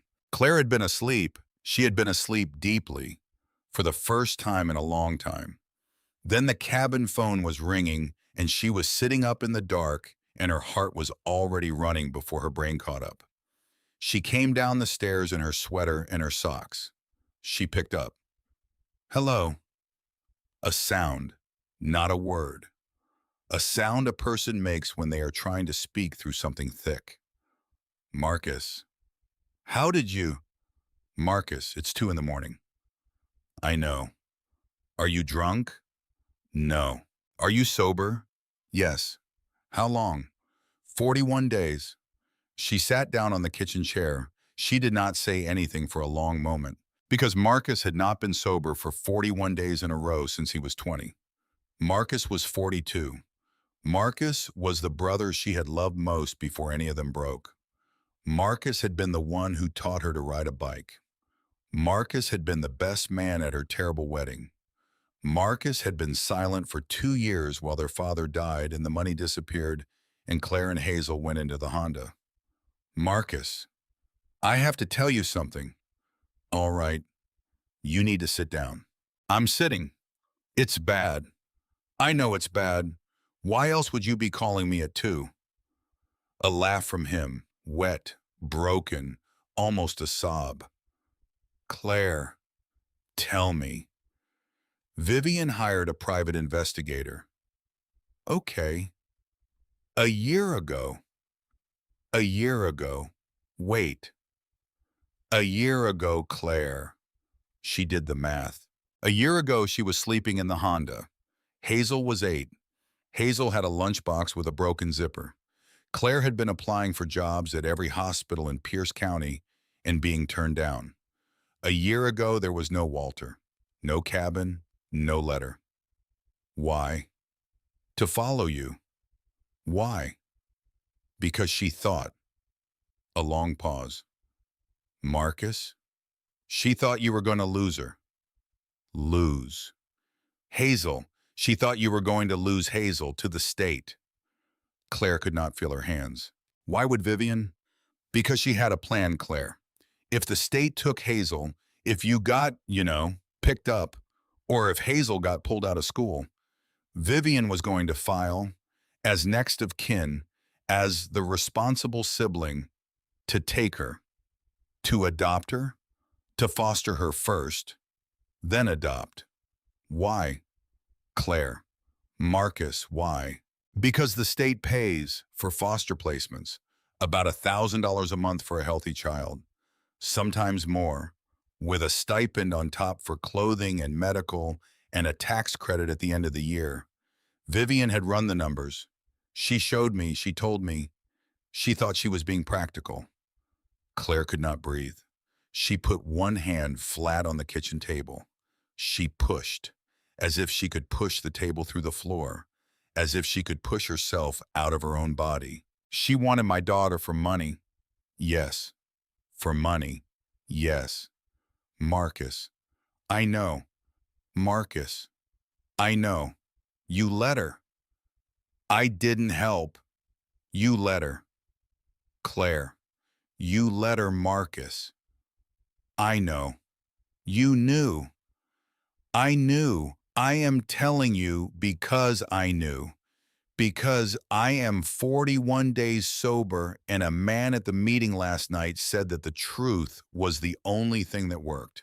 And I have one piece of truth in me, and it is yours, not theirs, not mine, yours. She did not speak. She could not. They are coming, Claire, all three of them. Vivian, Teddy, Cassie. They have a lawyer. His name is Gerald Vance. He is from Portland. He is expensive. They have a photographer. Cassie's idea. To document, quote, your living conditions. They are going to file for guardianship of Hazel. They are going to say you are mentally unfit. They are going to say the cabin is unsafe for a child. They will not. They will. They are. When? 11 days. The hearing is in 11 days in Helena. How? They paid expedited filing fees. They have judges they know. Vivian knows everyone. Claire stood up. She did not know why she stood up. She just could not stay sitting. Marcus. Yes. Why are you telling me? A long silence. Because I want one good thing on the other side of the ledger from me. Before I die, I want one thing. You are not dying. I am 42 years old, and I have done nothing good. I would like to do one thing. I would like for you to win, and then I would like to never bother you again, if that is what you want. That is what I would like. She closed her eyes. She pressed the receiver against her forehead. Marcus? Yes. Will you testify? I will do whatever you ask. Will you testify? Yes. All right. Claire. What? I am sorry. I know. I am so. Marcus. Yes. I cannot forgive you tonight. I know. Maybe not ever. I know. But I will not waste what you are giving me. I will use it. Do you understand? Yes. Hang up the phone, go to sleep. Tell the man at your meeting that you told the truth. Yes. Goodbye, Marcus. Goodbye, Claire. She hung up. She sat in the dark for a long time. The kitchen was very quiet. The clock on the wall ticked. The cat moved somewhere upstairs. Hazel did not wake up. Hazel slept like the dead now in this house in her own bed with her cat at her feet. Claire put her face in her hands. She did not cry. She had run out of crying. She got up at 4. She made coffee. She called Edmund Pierce at 6. She called Sister Agnes at 6:15. Sister Agnes drove 6 hours from Tacoma. She arrived at 3 in the afternoon. She was carrying a small overnight bag and a tin of cookies that she had baked at 5 that morning before she left the convent. The cookies were thumbprint cookies with raspberry jam in the centers. She gave them to Hazel without explanation. Hazel said, "These are like my name." "Yes," said Sister Agnes. "They are like your name." The lawyer Edmund recommended was named Margaret Holloway. Margaret was 54 years old. She had been practicing family and estate law in Helena for 26 years. She wore a navy blazer over a white shirt and a strand of pearls that had belonged to her grandmother. She had short gray hair and the kind of eyes that did not blink when other people blinked. She came up to the cabin on the 4th day before the hearing. She sat at the kitchen table and she drank Ruth Calloway's coffee and she listened. She listened to Claire tell the whole story. The money, the Honda, the phone call from Vivian, the phone call from Marcus. When Claire was done, Margaret set her coffee cup down and she said, "Ms. Donovan." "Yes, they are going to lose." "Are they?" "Yes." "How do you know?" "Because in 26 years, I have learned to recognize what a winning case looks like and what a losing case looks like. They have a losing case. They have it badly. They have it the way a man who has built his house on sand has a foundation. They have a lawyer. They have a Portland lawyer who has flown into a county where I have known the judges since the Reagan administration. They have money. You also have money. I have already filed paperwork to release a working sum from the estate. We will not lose this for lack of resources. They have photographs. Of what? Of the Honda. Of me. From a year ago. Photographs of you at your hardest moment are not evidence of unfitness. They are evidence of survival. We will introduce them ourselves. Before they do, Claire looked at her. You will. Yes. Why? Margaret Holloway leaned back in her chair. She looked out the kitchen window at the mountains. Because I represented my own mother when I was 28, she said. She had been beaten by my father for 26 years. The state of Montana did not believe her. I made them believe her. I have been doing this work ever since. Your sister thinks she is going to come into my courtroom and tell my judge that a homeless mother is an unfit mother. I am going to take her apart, Ms. Donovan. I am going to take her apart with great care. Sister Agnes, sitting at the other end of the table, said quietly, Good. Margaret looked at her. Sister. Yes. You will testify. I have already packed. Good. Sheriff Dale Brennan was 61 years old. He had been the sheriff of Jefferson County for 22 years. He had known Walter Hayes. He had played poker with Walter twice a month from 1989 until Walter became too sick. He had carried Walter's casket. He had cried at the graveside. He was not a man given to crying. He came up to the cabin on the third day before the hearing. He brought a small black device in a plastic evidence bag. Ma'am, Sheriff, this was on the underside of your car.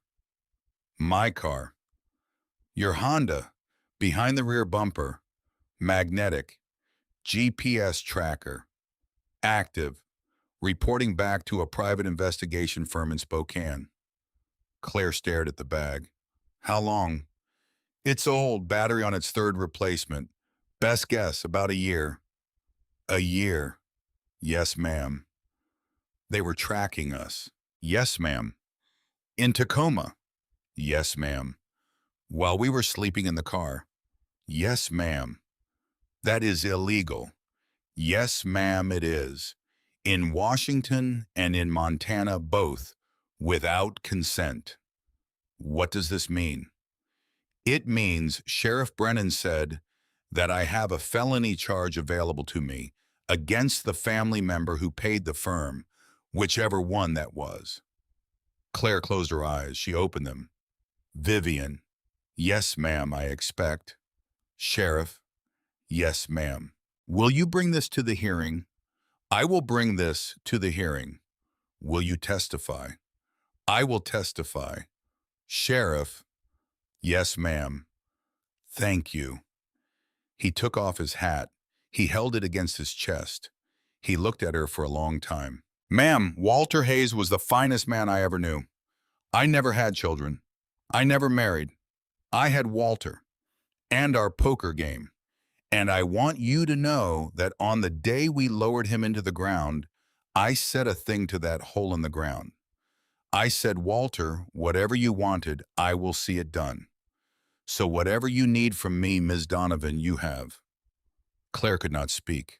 He put his hat back on. He nodded to Hazel, who was watching from the staircase.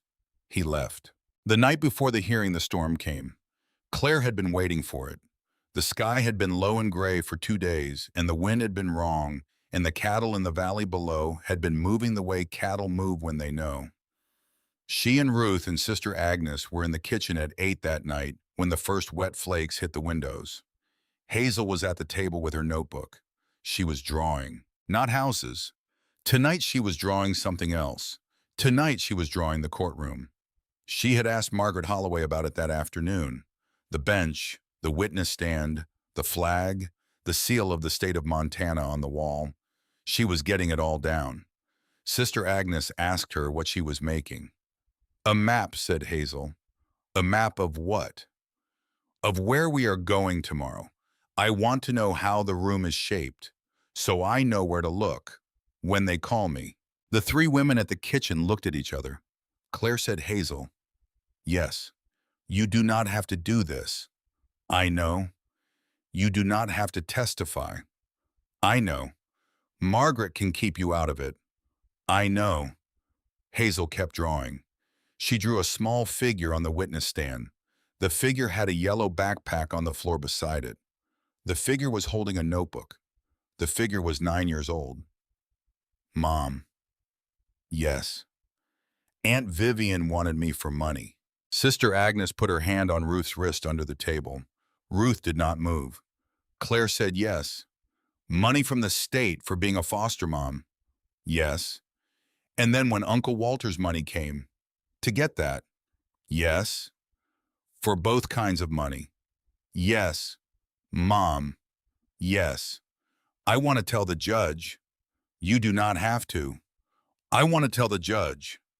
She looked up. Her face was very calm, very still. The face of a child who has thought a thing through, who has decided. "Mom, the lady at the courthouse needs to see me. She needs to see what I look like. She needs to see that I am not somebody's plan to make money. She needs to see that I am a girl with a mother who has a notebook and a cat and a school." Claire could not speak. Ruth said very quietly, "That's a good reason, sweetheart." Sister Agnes said, "That's a holy reason." Hazel nodded. She went back to her drawing. The snow fell. The Jefferson County Courthouse was built in 1888. It was on the corner of Main and Whitehall in Boulder, the county seat 27 miles south of the cabin. The stairs going up were stone. The doors were heavy oak. The hallway inside smelled like floor wax and old paper, and the particular tension of a small-town courtroom on the day a wealthy family is going to fight a poor sister. The room was full. Half of Cedar Falls was there. Ruth Calloway, Edmund Pierce, the librarian from Cedar Falls, a woman named Patrice Lindeman, who had loved Walter for 30 years in the quiet way of small-town librarians who do not say such things. The mechanic, the school principal, Mrs. Annalise Pratt Hazel's teacher, who had taken a personal day, Sister Agnes in her black skirt and white blouse and the small silver cross, the owner of the grocery store, the owner of the post office, the owner of the gas station. On the other side of the aisle were Vivian, Teddy, and Cassie. They looked like a magazine ad. Vivian in a charcoal pantsuit, Teddy in a blue blazer, Cassie in a cream blouse and pearls. The photographer Marcus had warned about was in the back row, camera ready. Gerald Vance, the lawyer from Portland, sat between them in a suit that probably cost more than the Honda Civic. Claire walked down the aisle with Hazel's hand in hers. Hazel was wearing a navy dress that Ruth had sewn for her over 2 days. The dress had a small embroidered hazel branch on the collar. Ruth's idea. Ruth's grandmother had taught her embroidery in 1962. Ruth had not done it in 30 years. She had done it for Hazel. Claire was wearing a gray suit Margaret had taken her to buy in Helena. She did not look like a homeless woman. She did not feel like one either. Not anymore. Judge Helen Marsh was 62. She had short white hair, wire-rimmed glasses, a face that did not give anything away. Margaret had told Claire one thing about her the day before. Judge Marsh had raised 3 children on her own from 1986 to 2004 after her husband walked out on her. She had put herself through law school nights. She had been on the bench for 28 years. Margaret had said, she knows what a single mother is. Margaret had said, that is all I will say. The hearing began. Gerald Vance stood first. He was smooth, he was polished. He had a deep, calm voice. He spoke of concerns, he spoke of the welfare of the child. He spoke of Claire's 17 months in a car as if those months had been a choice she had made. He held up photographs from the private investigator. The Honda in the Walmart parking lot. Claire eating a granola bar at a picnic table. Hazel washing her face with a baby wipe in the back seat. He spoke for 40 minutes. When he was done, Judge Marsh said one word, "Counselor." That was Margaret. Margaret stood up. She did not raise her voice. She did not make speeches. She walked. She placed exhibits. She introduced the bank records of the $87,000 in loans Claire had given her siblings from their father's insurance. She introduced the unanswered text messages. She introduced the unanswered calls. She introduced the legal demand letters Claire had sent 2 years ago that had been ignored. She introduced Sheriff Brennan and the GPS tracker. Gerald Vance objected. He was overruled. She introduced Marcus Donovan. Marcus walked to the stand. He did not look at his sisters as he passed. He sat. He took the oath. He spoke quietly. He spoke clearly. He spoke for 9 minutes about what Vivian had told him at her kitchen table 16 months ago, with a calculator in front of her, about how much the state of Washington paid for a foster placement of a healthy school-age child. When he was done, Vivian's face was the color of paper. Margaret called Sister Agnes. Sister Agnes spoke for 11 minutes about Claire at 19, about Claire at 36, about a mother who in 23 years of intermittent contact with the shelter had never once raised her voice at her child, had never once let her child miss a day of school, had never once spent $1 on herself before her daughter ate. Sister Agnes was on the stand when she said, "I have known 912 mothers at our shelter in my 46 years there. I keep a list. I write down the names. I pray for each of them. Claire Donovan is one of the strongest among them, possibly the strongest. And to use her hardest moments as a weapon against her in this courtroom is, in my professional and spiritual opinion, an obscenity." Gerald Vance did not object. He did not move. Then Margaret said, "Your Honor, I would like to introduce one final piece of evidence. Counselor, it is a video recording made by Walter James Hayes 6 months before his death. He left it with his attorney, Mr. Edmund Pierce, with instructions that it was to be shown only in the event of a legal challenge from his family to the inheritance of Claire Donovan. We are now in that event." Judge Marsh looked at Edmund Pierce in the front row. Edmund nodded. "You may proceed." A bailiff wheeled in an old television on a cart. A VCR was plugged in. Margaret put the tape in. She pressed play. The screen filled with static. Then there was Walter. He was sitting at the desk in the underground room. Behind him, the shelves were full. The paintings, the books, the crates. He was wearing a flannel shirt. His hair was thin and white. His face was the face of a man who had lived 85 years in the mountains and had loved one woman and had lost her and had spent the rest of his life trying to be a kind of light for someone he did not know. He looked into the camera. He spoke. "My name is Walter James Hayes. I am of sound mind. My doctor will testify to that. My attorney is recording this with my consent." He paused. He took a breath. "If you are watching this, then my family has come for Claire." He let that sit. "I have been expecting them for 31 years. I knew them in their first marriages. I knew them in their first jobs. I have watched them. I know what they are. I knew Vivian when she was 13 and she took her sister's birthday money. I knew Teddy when he was 20 and he wrecked his father's truck and let his brother be blamed. I knew Cassie when she was 24 and she borrowed $6,000 from her sister for what she called a medical emergency." A pause. "It was not a medical emergency." Vivian in the second row made a sound.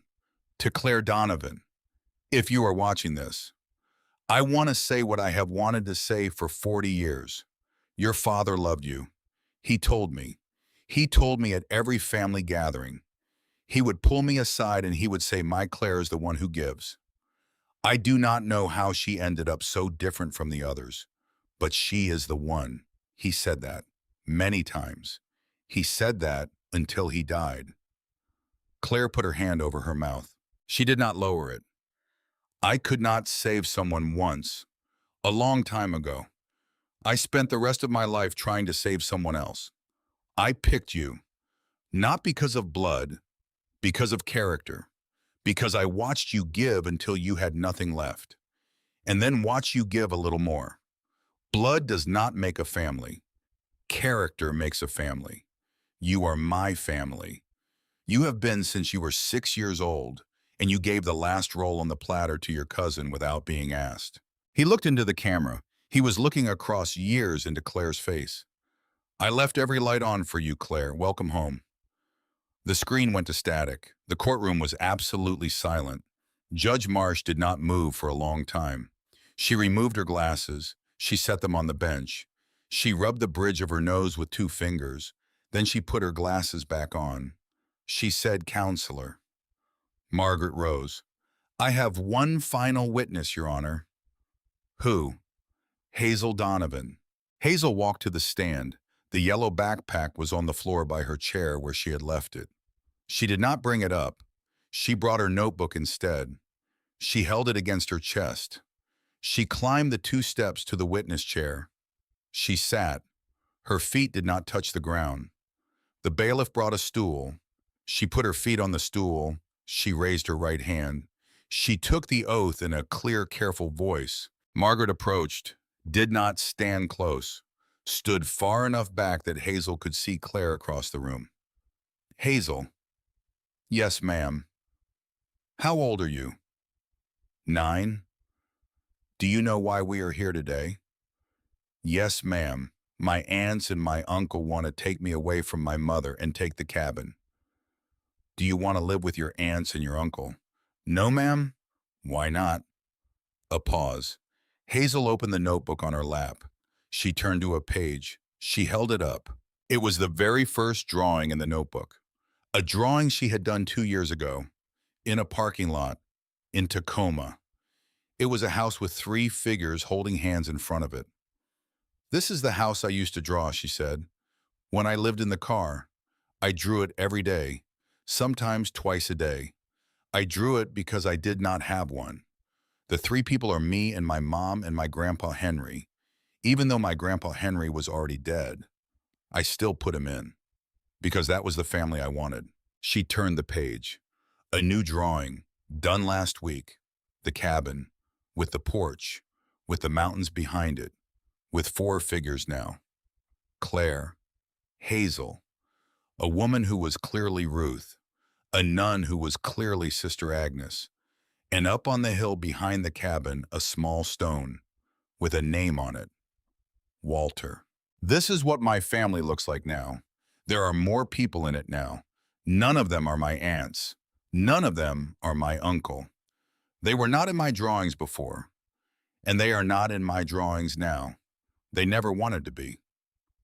Hazel turned the page. My mom is not crazy. My mom is not unfit. My mom is the person who slept on the cold side of the car so that I could sleep on the warm side. My mom is the person who taught me to read in the public library. My mom is the person who fed me before she fed herself, every day, for 17 months. I was watching. She lifted her face. She looked at Judge Marsh. Please.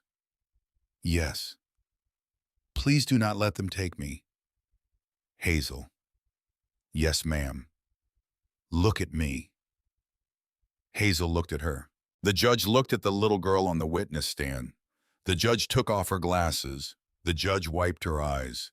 The judge put her glasses back on. She said very gently, You may step down, sweetheart. Hazel stepped down. She walked across the courtroom. She climbed into her mother's lap.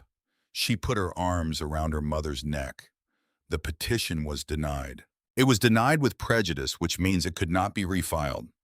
Judge Marsh ordered Vivian, Teddy, and Cassie Donovan to pay every dollar of Claire's legal expenses. She referred the matter of the GPS tracker to the Spokane County District Attorney for criminal investigation. She thanked the witnesses. She thanked Hazel. She left the bench. Vivian did not look at Claire as she gathered her things. Teddy did not look at her. Cassie did not look at her. They walked out of the courtroom past the Cedar Falls people, who did not look at them either, and they got into a black SUV, and they drove south, and Claire would not see any of them in person for the rest of her life. The healing did not come fast. That is the part nobody tells you. Winning does not heal. Winning just stops the bleeding. Healing comes after. Claire began seeing a therapist in Helena 2 weeks after the hearing. Her name was Dr. Iris Holloway. She was Margaret Holloway's older sister. Margaret had recommended her. Iris was 67, semi-retired, took only 6 patients, took Claire as her seventh. They met every Wednesday. The first session, Iris asked one question. What does safe feel like to you? Claire could not answer. She sat in Iris's office for 40 minutes. She tried to answer. She could not. Finally, she said, I do not know yet. I have not been there long enough. Iris said, that is the right answer. They worked on it for 2 years. She learned that she could leave a window unlocked at night and the world would not end. She learned that she could buy a thing for herself, a small thing, a hand cream from the Cedar Falls drugstore, and not feel sick about it for 3 days. She learned that her body could stop bracing. It took her 8 months to stop checking the lock on the cabin door 3 times before bed. It took her a year to stop hoarding canned goods under the kitchen counter. It took her almost 2 years to sleep through a full night without waking once. Hazel healed faster. Children heal faster. That is one of the small mercies of the world. By Christmas, Hazel was a different child. By spring, she had 3 best friends in Cedar Falls, and she was on the volleyball team, and she had read every book in the school library twice. By summer, she had a horse, a small bay mare she named Cookie. Ruth taught her to ride. Owen Whitaker came in March. He was 45. He had been a smoke jumper for the Forest Service for 15 years. He had jumped fires in Idaho, Montana, California, Oregon. He had worked with Walter Hayes one summer when Walter had come back as a consultant to teach the young men how to read a fire. Walter had taught Owen how to build a fire line in country he did not know. Walter had taught Owen how to build a cabin too in the long evenings around the camp. Owen had built 3 cabins of his own in the years since. Owen's wife Eleanor had died of breast cancer 7 years before. Owen had stopped jumping. He had taken up cabinet making. He came up the road one Saturday in March with his old red truck and a cooler and a clipboard. He had heard in the way small Montana counties hear that there was going to be a community building project on Walter's land. He wanted to be part of it. Claire met him on the porch. He took off his hat. Ma'am, Mr. Whitaker. Owen. A pause. Walter Hayes taught me how to set a corner post in 1996. I never forgot it. I would like to set the corner posts on whatever you are building here, for free, as a way of saying thank you to him. Owen. Yes, ma'am. That is the kindest thing anyone has said to me in months. Yes, ma'am. He looked at her. She looked at him. Pancake the cat came out onto the porch and rubbed against his boot. He smiled. It was a small smile. It was a careful smile. It was the smile of a man who had been alone for 7 years and who had not until that moment remembered that smiling was a thing he did. Claire smiled back. It would be 21 months before they would hold hands on the porch swing. It would be 3 years before she would marry him in front of the cabin under a canopy Ruth had made of pine boughs and tied with ribbon Hazel had braided. But that first morning in March, with the snow still in the high meadows and the mud thick in the road, that was the morning the second life began. Not by a thunderclap, by a man taking off his hat, and a woman saying yes to a corner post. They built the foundation that summer.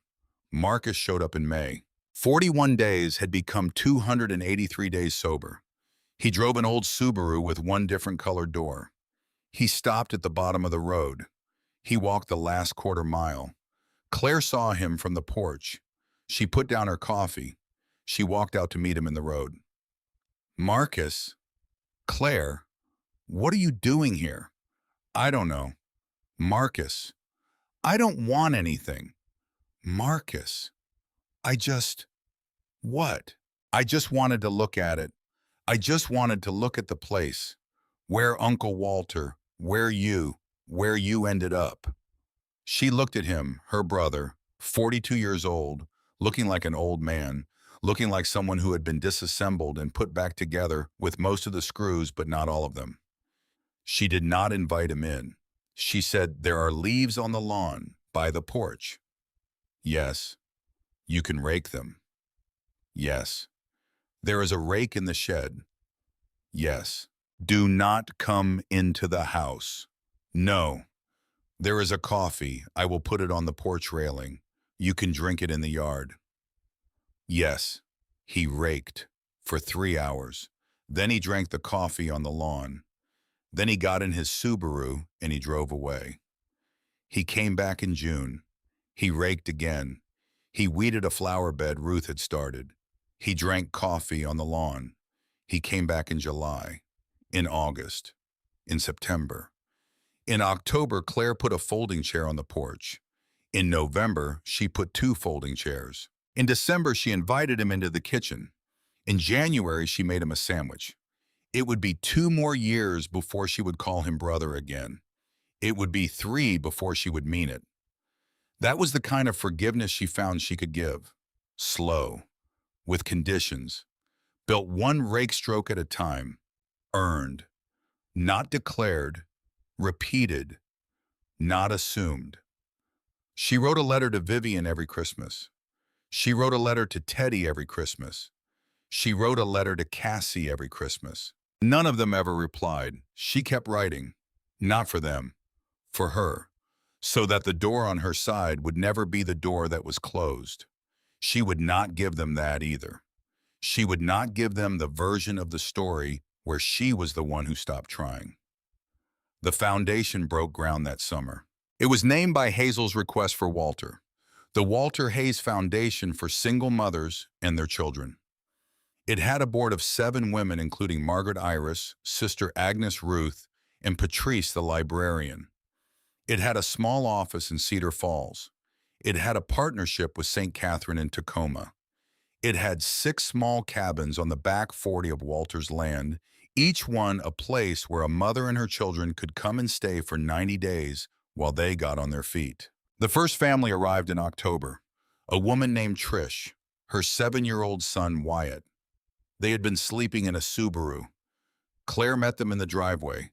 She did not make a speech. She did not put on a face. She just walked up to Trish, who was getting Wyatt out of the back seat, and she said, "Hi, I'm Claire. I slept in a Honda for 17 months. We have soup on the stove. Come inside." Trish broke, right there in the gravel. Claire held her. Wyatt and Hazel stood there and looked at each other. Hazel said, "I have a cat. Her name is Pancake. Do you want to see her?" Wyatt said yes. That was the beginning. By the end of the 2nd year, 23 families had come through. By the end of the 5th year, 312. 5 years. 5 years after the morning, a letter had come to a women's shelter in Tacoma. The foundation held a dedication ceremony for a memorial garden behind the cabin. It was a small garden. River stones from the creek. Native plants. A bench. A stone marker. The marker said one thing: Walter James Hayes. He left the lights on. 300 people came, most of Cedar Falls, many of the women from the foundation. Sister Agnes, who was 77 now and slower but still there. Ruth, 73, in her Good Barn coat. Edmund Pierce, 79, who needed a cane now, but who still drove himself. Marcus, 3 years sober, who sat in the back. Margaret. Iris. Sheriff Brennan, retired, who came up from his place in the valley. Hazel was 14. She wore a dress. She read a short poem she had written. Then Claire walked to the small podium under the pines. She was 43. She had silver at her temples she had not had 5 years ago. She did not diet. She liked it. She looked out at the people. She looked at her daughter in the front row sitting next to Owen, who had her hand on his arm. She looked at Ruth. She looked at Sister Agnes. She said 17 months. She paused. That is how long my daughter and I lived in a car. The crowd was very still. For a long time, I thought those 17 months were the worst thing that had happened to me. The worst thing I had ever lived through. The thing I would carry in shame for the rest of my life. I was wrong about that. I was wrong about a lot of things. She paused. What I have learned in the 5 years since a man named Walter Hayes left me a key is this: you do not need someone to save you. You are saving yourself every day when you are inside of something hard, even when no one is watching, even when it feels pointless. You are saving yourself. That is happening whether you can feel it or not. She paused. She looked at the ground. She looked up. What you need, she said, is someone to see you, to know that you are doing it, to know that what looks from the outside like failure is actually the slow, hard work of survival. You need one person to see you. One. That is all. She looked at the stone marker on the small rise behind her. Walter saw me. From a distance I did not know about. For 38 years. He could not save the woman he loved when he was 32. He spent the rest of his life saving me instead. Most of it anonymously. Most of it in ways I will never know. Her voice broke. She steadied it. What he taught me is that we cannot save anyone. We can only see them, and see them, and see them. And in the seeing, the person finds the strength they already had. To save themselves, she paused. 312 mothers have come through this foundation in 5 years. 312. We do not save them. We see them. We feed them while they save themselves. That is the only work. That is all of it. She stepped back from the podium. The applause was long. It was the long, careful applause of a crowd that does not want to break the moment. Ruth wiped her eyes with the back of her hand. Sister Agnes did not wipe her eyes. She just held her hands folded in her lap. Owen squeezed Hazel's arm. Hazel pressed her face into his shoulder. After the ceremony, Claire walked alone up the small hill behind the cabin. She walked to the marker. She knelt. She put one red rose on the stone. She said very quietly, so that no one would hear, "I will keep seeing them, Uncle Walter. I will keep the lights on." She stayed there for a few minutes, then she stood up. She walked back down the hill. The cabin was in the late afternoon light, smoke from the chimney, the screen door open. Owen on the porch looking up the hill, waiting for her. Hazel in the kitchen laughing about something with Sister Agnes. Ruth in the rocker on the porch dozing Pancake the cat asleep in her lap. Both of them very old now, both of them very happy.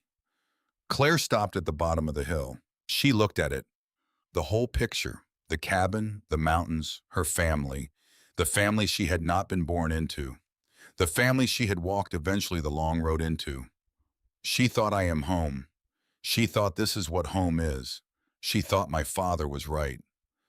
The sun was going down on the far peaks. The light was the color of honey. A magpie called twice in the timber and then went silent. Claire walked up the porch steps. Owen stood up. He held out his hand. She took it. She did not let go. She walked with him into the kitchen where her daughter was laughing, where the kettle was on, where the cat was waking up, where the wood smoke was already curling in the chimney for the night to come. The door of the cabin closed behind them. The mountains stood the way mountains do. And up on the hill in the last light, the red rose on the gray stone glowed for a moment like a small held flame. And then the dusk came on the slow blue Montana dusk, and the rose was a dark shape on the stone, and the wind moved through the pines the way it had moved through them for 60 years.